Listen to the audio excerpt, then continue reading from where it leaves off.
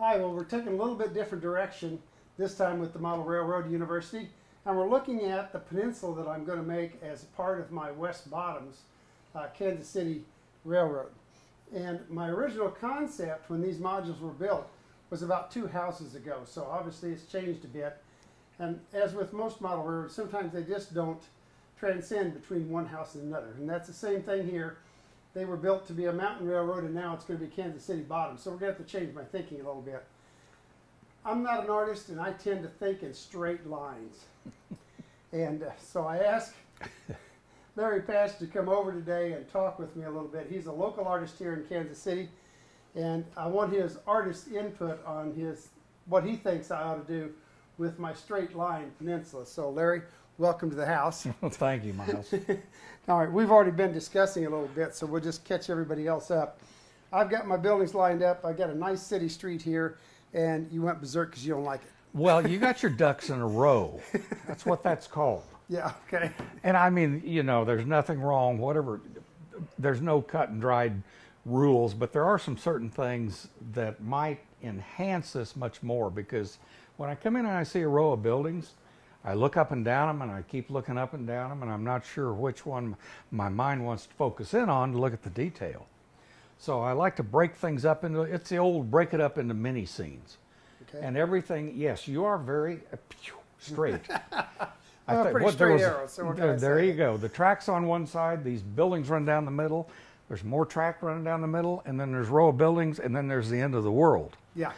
But you were asking me what I thought might enhance this area in here as you come in, and I think it's a great idea to come in and you feel like you are in the Bottoms, because the Kansas City Bottoms are full of these big giant old great brick buildings. Some even still have the names on them, the Plow Company and things like that. But I think what might help, just as an idea, is to break this up into mini scenes. You were talking about putting in a curved building down here, Right. the Western Auto Building, which would be great. Well, I think everybody can see, this is the view now the viewers have of what the railroad looks like when you first come in, first see my railroad. You're coming through the open door there. And I've got that big hole where they can see you through it. I'd rather have a building there to block that view so he can't see what's over here, or she can't see. And this big gap that we have here of nothingness, it needs filling in, because the Bottoms don't have much open space. There's a building almost everywhere. Right. And I need that same feeling. Correct. Plus the fact that my first railroads that I built, 2 or 3 of them, I really liked the John Allen floor to ceiling idea. And I literally made my mountains 7 feet tall. I took them from the floor right up. There were no control panels. You walk through the canyons. But I can't do the canyons of Colorado in here when I'm doing the Bottoms of Kansas City. And the mountains just didn't quite come to Kansas City. Or Kansas City didn't come to the mountains. It's a little bit flatter. Which way you want to look at it. But I can do what John Lawrence, my best friend in San Antonio, used to say, and that's the canyons of New York City. Or in this case, the canyons of the West Bottoms of Kansas City. And that's what I really want, is these big buildings that really dwarf you as the viewer and dwarf the trains, because they do in real life. Oh, yes. Oh, yeah. Yeah, that's a great old place just to roam around. There must be 5 gazillion bricks in those buildings. And, Yes, everywhere. they are, you know, the streets are intended to run parallel with each other, but there are buildings in there that are triangular. There are buildings that are flat iron shaped, V-shaped. And of course, years ago, back in maybe even this setting or earlier, there were a lot more of those structures that were not perfectly square. Right. But I would, just as an idea to throw out at you, I would start thinking maybe you've got track running across here, and on that little peninsula, you've got it at an angle. That breaks it up just really great. The guys that invented the early weathering booklets, I can't remember who they were, but one of their first things... Nash and Greenberg. Right, Greenberg and Nash. I looked through those the other day. They're old, they're black and white, but they're great. Yes. Every time they would build a diorama, they'd start out by a track or road or whatever, cut on the bias across those. They never started with anything square with the edge. Yeah. And you might kind of do something like this.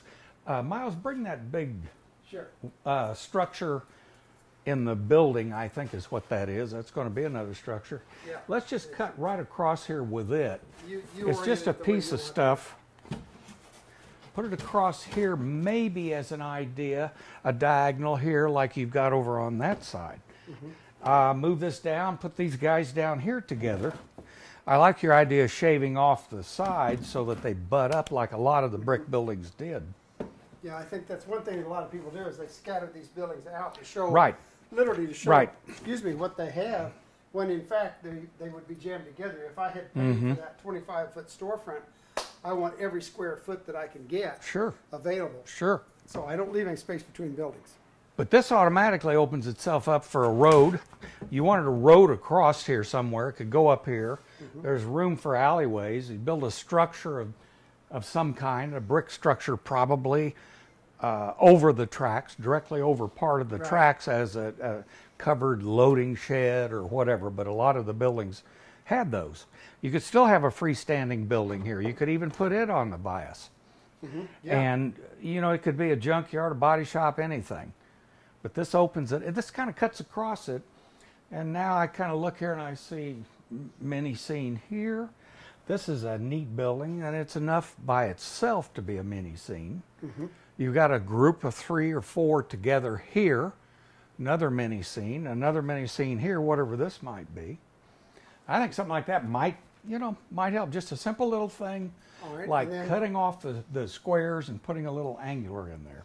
And then the Western Auto Building, which has that curved background where the or back wall where the tracks would come around and feed it on the bottom side, and it was office on the front. If I put that in here as the view block between myself and the viewers, and let that wrap around that track, then automatically we can set this guy in to kind of show that it'll actually be a view block in this. Yeah, and a section. natural being curved like that, Right. your eye will automatically come down and look to the left and look to the right. Well, and now it's But- great because now when the viewer comes in, he can't really see the yard and everything is back over here behind us. Right, He's right. in that canyon over there. He's kind of trapped, which is the way I really want him to be. I want him to feel like he's kind of dwarfed by the scenery.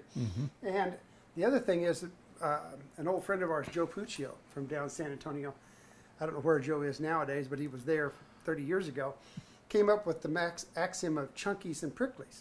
And that you want the chunky to attract the attention of the viewer, but then you want the pricklies to hold his attention, to make him look at the detail and the work that you've put into a model. And the layout's no different. I want him to be able to see things that are out here in this aisle Sure. and hold their Sure. attention a little bit, but I want to draw them in so they look at more Absolutely. of my railroad. So they don't see it all at one time. And that's perfect. And yeah, I think this will help out tremendously in making the railroad maybe look a little bit better in the long run. At any rate, I want to thank Larry for coming over. You did You a great bet. job. And if you have any questions or comments or anything that you'd like to have covered on the Model Railroad University courses, remember the email address is info@modelrailroadinguniversity.com. Be sure and write me a note. I'll always respond to whatever you send in. And in the meantime, have a happy time model railroading.